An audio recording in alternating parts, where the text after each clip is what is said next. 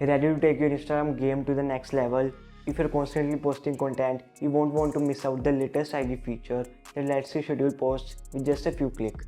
And the best part, you don't have to lift a finger to publish your content at the perfect time. Let's dive in and see how it works. Please note that your Instagram account must be a professional one, whether business or creator, in order to access this feature. If it is not, you can check out a video by clicking the I button or checking the video description. To schedule a post for the feature, simply open the advanced settings, turn on the first option for schedule this post and choose a future date and time for publishing. Once you have made your selection, click done. By the way, if you are enjoying this video, please hit that like button and share it with others. Now your post is scheduled and will be automatically published on the selected date and time.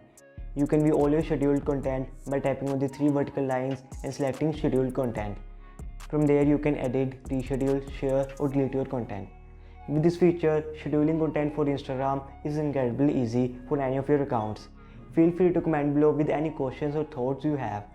Also check out our other Instagram related videos in our playlist. Thank you for watching.